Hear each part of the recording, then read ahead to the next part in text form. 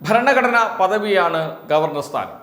ആ പദവിയിൽ ഇരിക്കുന്നവരെ എല്ലാവരും ആദരിക്കും, ബഹുമാനിക്കും. അതേപോലെ തന്നെ ആ സ്ഥാനത്ത് ഇരിക്കുന്ന ആൾ ആ പദവിയോട് ബഹുമാനവും ആദരവും പുലർത്തുകയും വേണം. അതാണ് ഭരണഘടനാ പദവിയുടെ ഒരു മഹത്വം എന്ന് പറയുന്നത്. എന്നാൽ കേരളത്തിൽ വന്ന രണ്ട് ഗവർണർമാർ, ആരിഫ് മുഹമ്മദ് ഖാനും രാജേന്ദ്ര ആർലേക്കറും, ആ സ്ഥാനത്തിന് ഗവർണർ പദവിക്ക് തന്നെ അപമാനമായി മാറുന്നു എന്നതാണ് നാം കണ്ടുകൊണ്ടിരിക്കുന്നത്. നേരത്തെ ആരിഫ് മുഹമ്മദ് ഖാൻ കേരളത്തിൽ കാട്ടിക്കൂട്ടിയത് എന്താണ് എന്ന് പ്രത്യേകിച്ച് പറയേണ്ടതില്ല. അദ്ദേഹത്തിൻ്റെ എല്ലാ തീരുമാനങ്ങളും സുപ്രീം കോടതി വരെ പോയിട്ടും അനുകൂലമായ ഒരു വിധി പോലും നേടാൻ ഗവർണർ ആരിഫ് മുഹമ്മദ് ഖാന് കഴിഞ്ഞിരുന്നില്ല. അതിനുശേഷം വന്ന രാജേന്ദ്ര ആർലേക്കർ മുൻ ഗവർണറുടെ പാഠങ്ങളിൽ നിന്ന് ചിലതൊക്കെ പഠിക്കും എന്നൊക്കെയാണ് കരുതിയത്.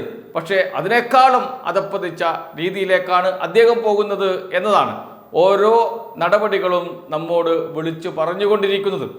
ഏറ്റവും ഒടുവിൽ സുപ്രീം കോടതി സർവകലാശാലകളിൽ വൈസ് ചാൻസലറെ നിയമിക്കേണ്ടത് എങ്ങനെ എന്നതിന് മാർഗനിർദ്ദേശം നൽകി. സെർച്ച് കമ്മിറ്റിയുടെ അധ്യക്ഷനായി ജഡ്ജിയെ വെച്ചു. ഗവർണറോടും സംസ്ഥാന സർക്കാരിനോടും പേര് നൽകാൻ പറഞ്ഞു. 4 പേരുകൾ വീതം നൽകണമെന്നാവശ്യപ്പെട്ടു. 2 പേരുകൾ സെലക്ട് ചെയ്തു. എന്നിട്ട് എങ്ങനെയാണ് സർവകലാശാല വൈസ് ചാൻസലർമാരെ നിയമിക്കേണ്ടത്? സെർച്ച് കമ്മിറ്റിയുടെ ഉത്തരവാദിത്വം എന്ത്?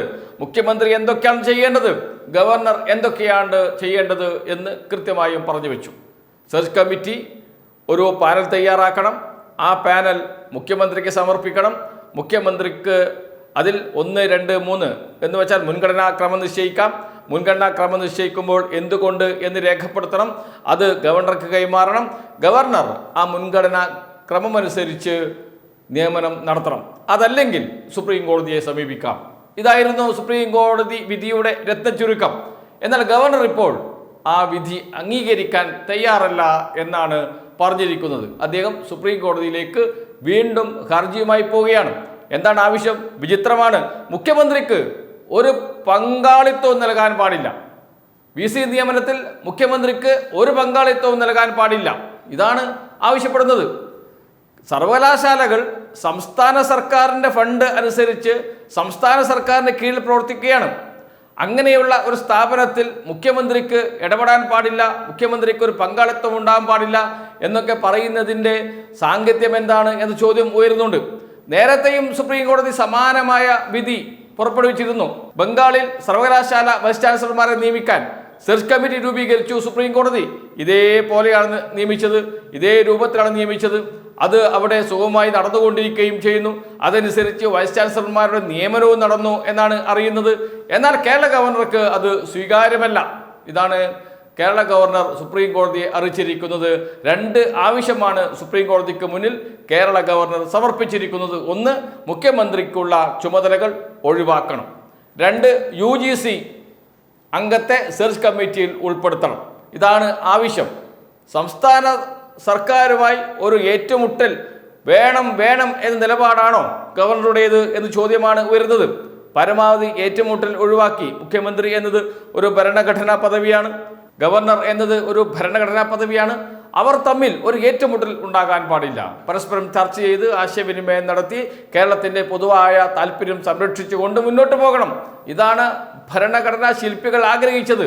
എന്നാൽ BJP കേന്ദ്രത്തിൽ അധികാരത്തിൽ വന്നതിന് ശേഷം അവർക്ക് ഹിതമല്ലാത്ത ഭരണം നടത്തുന്ന എന്ന് വെച്ചാൽ പ്രതിപക്ഷ രാഷ്ട്രീയ പാർട്ടികൾ ഭരിക്കുന്ന സംസ്ഥാനങ്ങളിലെ ഭരണകൂടത്തെ നിയന്ത്രിക്കാൻ ഗവർണറെ ഉപയോഗപ്പെടുത്തുന്നു. അതിനെതിരെയാണ് പ്രതിഷേധം ഉയർന്നു വരുന്നത്. സർവകലാശാലകളിലേക്ക് കടന്നു ചെല്ലുന്നു. അതും ഗവർണർ പദവി ഉപയോഗിച്ചല്ല, ചാൻസലർ പദവി ഉപയോഗിച്ചാണ്. ഈ ചാൻസലർ പദവി ഗവർണർക്ക് നൽകുന്നത് നിയമസഭയാണ്, കേരള നിയമസഭയാണ്. അതുപോലും പരിഗണിക്കാതെയാണ് കേരള നിയമസഭ നൽകിയതാണ് ചാൻസലർ പദവി. ഗവർണർ എന്ന നിലയിൽ അദ്ദേഹത്തിന് ഭരണഘടനാപരമായി ലഭിക്കുന്നതല്ല.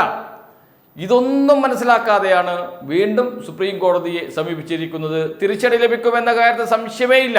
അതുകൊണ്ടാണ് പറയുന്നത്, എത്ര കിട്ടിയാലും മതിയാകാത്തവരായി RSS സംഘപരിവാറുകാർ മാറുന്നു. RSSൻ്റെയും സംഘപരിവാറിൻ്റെയും രാഷ്ട്രീയം ഏത് വിധേനയും എങ്ങനെയും ഏത് രൂപത്തിലും സർവകലാശാലകളിൽ നടപ്പാക്കും. അതിനുവേണ്ടി ഏതറ്റം വരെയും പോകും എന്ന നിലപാടാണ്. അതൊരു ഭരണഘടനാ പദവി പോലും പ്രശ്നമല്ല, അതിൻ്റെ വില ഇടിഞ്ഞാലും പ്രശ്നമല്ല എന്ന രീതിയിലേക്കാണ് സംഘപരിവാറും BJPയും RSSും ഒക്കെ പോകുന്നത്. അതിൻ്റെ ഏറ്റവും ഒടുവിലത്തെ ഉദാഹരണമാണ് ഇപ്പോൾ സെർച്ച് കമ്മിറ്റി രൂപീകരിച്ച സുപ്രീം കോടതിയുടെ ഉത്തരവിന് എതിരെ ഗവർണർ വീണ്ടും സുപ്രീം കോടതിയിൽ ഹർജി നൽകിയത്.